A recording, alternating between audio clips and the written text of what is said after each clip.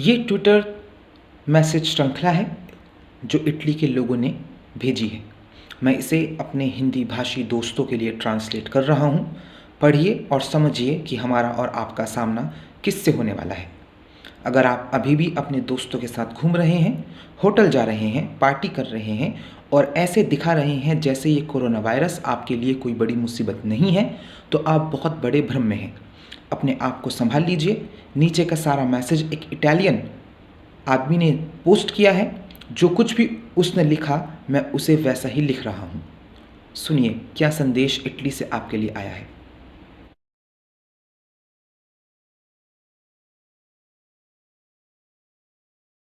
सारी दुनिया के लिए संदेश, जिन्हें ये पता नहीं है कि उनका सामना किस आपदा से होने वाला है। जैसा कि मैं समझता हूँ कि इस वक्त सारी दुनिया को पता है कि इटली को क्वारंटाइन किया जा चुका है, यानी उसे पूरी तरह से बंद किया जा चुका है। ये स्थिति बहुत बुरी है, मगर उन लोगों के लिए ज़्यादा बुरी है जो ये सोचते हैं कि उनके साथ ऐसा नहीं होगा। हमें पता है आप क्या सोच रहे हैं, क्योंकि हम भी पहले ऐसा ही सोच रहे थे। आइए देखें कि ये सब कैसे शुरू हुआ। स्टेज 1। आपको पता होता है कि कोरोना वायरस जैसी कोई चीज़ है, मगर आपके देश में ये अभी दिखना शुरू हुआ है। इसीलिए आप सोचते हैं कि डरने की कोई बात नहीं है, क्योंकि ये बस एक तरह का जुकाम है और वैसे भी आप 75 साल से ज़्यादा के हैं, इसलिए मुझे क्या डरना। फिर फर्स्ट स्टेज थोड़ी आगे बढ़ती है और आप सोचते हैं कि ये क्या हर कोई पागल हो रहा है मास्क और टॉयलेट पेपर के लिए। ऐसा कुछ तो होने वाला है नहीं, मेरी ज़िंदगी तो आराम से चलती रहेगी। फिर आता है स्टेज 2। धीरे धीरे देश में मरीजों की संख्या बढ़ने लगती है और सरकार 1-2 शहरों की सीमाएं प्रतिबंधित कर देती है और आपको ये समझाती है कि डरने की कोई बात नहीं, सब कुछ ठीक है। 22 फरवरी को इटली में ऐसा ही हुआ था। सेकेंड स्टेज आगे बढ़ता है। कुछ लोगों की मौतें होती हैं, मगर वो सब बूढ़े लोग होते हैं और मीडिया उस पर हाय तौबा मचाता है। हम सोचते हैं कि ये अच्छी बात नहीं है।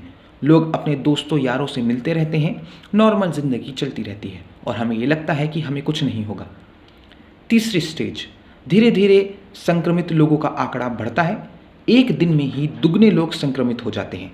मौतों का आंकड़ा बढ़ जाता है और सरकार 4 बड़े इलाकों को प्रतिबंधित कर देती है, जहां से सबसे ज़्यादा केस हैं। ये 7 मार्च को इटली में होता है। फिर इटली के 25% लोगों को घरों में बंद कर दिया जाता है। फिर तीसरी स्टेज आगे बढ़ती है। फिर कुछ क्षेत्रों में स्कूल, बार और रेस्टोरेंट बंद किए जाते हैं, मगर ऑफिस अभी भी खुले हैं। सरकारी नियमों को मीडिया और अखबार पहले ही प्रकाशित कर देते हैं।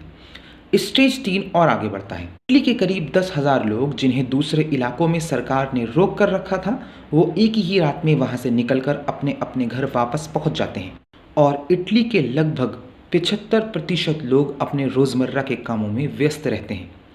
स्टेज 3 और आगे बढ़ता है। इटली के लोग अभी भी इस वायरस की आपदा नहीं समझ पा रहे हैं। हर जगह इटली में लोगों को ये बताया जा रहा है कि थोड़ी थोड़ी देर में अपने हाथ धो लें, लोग ग्रुप में या भीड़ में ना खड़े हों। टीवी पर हर 10 मिनट में समझाया जा रहा है, मगर ये बातें लोगों के दिमाग में नहीं बैठ रही हैं। फिर आता है स्टेज 4। इटली में हर जगह स्कूल और कॉलेज कम से कम 1 महीने के लिए बंद कर दिए गए हैं। नेशनल हेल्थ इमरजेंसी लगा दी गई है। सारे अस्पतालों को खाली करवा के कोरोना वायरस के मरीजों के लिए जगह बना दी जाती है। स्टेज 4 और आगे बढ़ता है। अब इटली में डॉक्टर और नर्सों की कमी पड़ने लगी है। अब जितने भी डॉक्टर रिटायर हो चुके हैं उन्हें भी वापस नौकरी पर बुला लिया जाता है। जिन छात्रों की डॉक्टरी की पढ़ाई का दूसरा साल हुआ है उनको भी नौकरी पर बुलाया जाता है।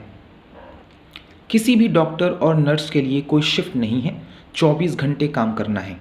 डॉक्टर और नर्स भी संक्रमित हो रहे हैं और उनके परिवार भी अब वायरस की चपेट में आने लगे हैं।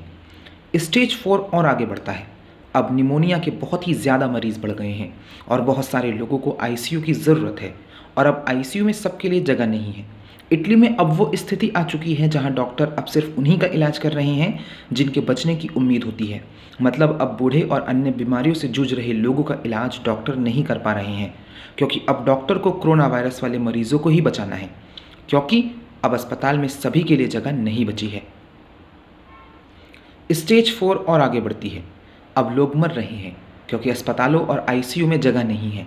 मेरे एक डॉक्टर दोस्त ने मुझे कॉल करके बताया कि उसने 3 लोगों को मरने के लिए छोड़ दिया क्योंकि जगह नहीं थी। नर्स रो रही है क्योंकि वो मरते हुए लोगों के लिए कुछ नहीं कर सकती सिवाय उन्हें ऑक्सीजन देने के। मेरे एक दोस्त का रिश्तेदार कल मर गया क्योंकि उसका इलाज नहीं हो पाया। अब कोरोना वायरस हर तरह पूरी तरफ फैल चुका है। फिर आता है स्टेज 5। याद कीजिए उन बेवकूफ़ों को जिन्हें सरकार ने शुरुआती दौर में इटली के कुछ राज्यों में रोक के रखा था, क्वारंटाइन किया गया था, मगर वो अपने घर वापस चले आए थे। उन्हीं की वजह से अब सारी इटली को मार्च 9 को क्वारंटाइन कर दिया गया। अब सरकार का एक ही लक्ष्य है कि कैसे इसे ज़्यादा से ज़्यादा फैलने से रोका जाए। लोगों को अपने काम पर जाने दिया जा रहा है, ज़रूरी सामान की खरीदारी करने दी जा रही है, व्यापार सारे खोल के रखे गए हैं क्योंकि अगर ऐसा ना किया तो सारी इकोनॉमी धाराशायी हो जाएगी। मगर अभी भी आप अपने इलाके से बाहर नहीं जा सकते जब तक आपके पास आपके लिए कोई बहुत ज़रूरी वजह ना हो। मगर अभी भी एक समस्या बनी हुई है क्योंकि कुछ लोग समझते हैं कि उन्हें कुछ नहीं होगा। वो अभी भी दोस्तों के साथ बाहर जा रहे हैं, घूम रहे हैं और शराब पी रहे हैं, ऐश कर रहे हैं। फिर आता है स्टेज 6। 2 दिन पहले ही ये घोषणा कर दी गई है कि अब सारे व्यापार, शॉपिंग मॉल, रेस्टोरेंट, बार और हर तरह की दुकानें बंद होंगी। सिर्फ सुपरमार्केट और दवाखाने खुलेंगे और अब आप सिर्फ तभी अपने इलाके से कहीं बाहर जा सकते हैं अगर आपके पास आपकी कोई बहुत बड़ी वजह है या आपके लिए आपके पास एक सर्टिफिकेट है जो आपको कहीं ट्रैवल करने की इजाज़त देता है। उस सर्टिफिकेट में आपके बारे में सारी जानकारी होती है, जिसमें आपका नाम, पता और आप कहाँ से आ रहे हैं और कहाँ जा रहे हैं ये लिखा होता है। जगह जगह पुलिस के चेक पॉइंट बने हैं जहाँ आपको चेक किया जाता है। इटली में अगर अब आप अपने घर से बाहर पकड़े जाते हैं तो आपके ऊपर 206 यूरो का जुर्माना लगाया जाता है। अगर आप बाहर निकलते हैं और आप कोरोना वायरस से संक्रमित हैं तो आपको 1 से लेकर 12 साल की जेल हो सकती है। आखिरी संदेश, ये मैं 12 मार्च को लिख रहा हूँ। इस वक्त तक के ये हालात हैं जो मैंने ऊपर बताया। इसका ध्यान रखिए कि ये सब हमारे यहाँ 2 हफ्ते के अंदर हो गया। सिर्फ 5 दिन लगे स्टेज 3 से आज तक के दिन तक आने में। दुनिया के दूसरे देश अभी धीरे धीरे उन चरणों में पहुंच रहे हैं जिनमें हम गुजर चुके हैं। इसलिए मुझे आप लोगों से ये कहना है कि आपको कोई अंदाज़ा नहीं है कि आपके साथ क्या होने वाला है, क्योंकि 2 हफ्ते पहले मैं आपके ही जैसा सोचता था। मुझे लगता था कि हमें कुछ नहीं होगा और ये सब इस वजह से नहीं हो रहा है कि ये वायरस बहुत ख़तरनाक है, बल्कि ये सब इस वजह से हो रहा है कि ये वायरस ऐसी परिस्थितियाँ पैदा कर देता है जिसका सामना करने में हम सक्षम नहीं हैं। ये देखकर बहुत दुख हो रहा है क्योंकि कुछ देश ये सोच रहे हैं कि उनको कुछ नहीं होगा अगर वो इसके लिए ज़रूरी बचाव नहीं कर रहे हैं, जबकि वो समय रहते अगर बचाव कर लें तो बहुत फ़ायदा होगा। इसलिए कृपया अगर आप इसको पढ़ रहे हैं तो सजग हो जाइए, क्योंकि इसको इग्नोर करने पर इस समस्या का हल नहीं निकलेगा। अमेरिका जैसे देशों में ऐसे कितने लोग होंगे जो संक्रमित होंगे और उनका पता उन्हें नहीं चल पाया होगा। हमारी इटली की सरकार ने इस बारे में बहुत अच्छा काम किया और वो ये किया कि उन्होंने पूरी कोशिश की अब इस वायरस को जहाँ भी हो रोक दिया जाए। इसके लिए उन्होंने बहुत कठोर कदम उठाए, मगर वो सही थे। चाइना ने भी कुछ इसी तरह से इस पर काबू पाया था। सारे इलाके बंद करके लोगों को घरों में कैद कर दिया था। सरकार लोगों की मदद कर रही है, इनके बैंक की किश्त माफ़ करके और लोगों के व्यापार में मदद करके। मुझे ये चीज़ परेशान कर रही है कि अगर ये सारे देशों में हो गया तो क्या होगा। इसलिए अगर आप ऐसे इलाके में हैं जहाँ आपके आसपास कोरोना वायरस से संक्रमित मरीज़ हैं तो आप बस 1 या 2 हफ्ते हमसे पीछे हैं और आप हमारी सारी बातों को धीरे धीरे समझेंगे। इसलिए मेरी आप लोगों से गुजारिश है कि आप अपना बचाव खुद करें और ऐसा व्यवहार मत कीजिए कि आपको कुछ नहीं होगा।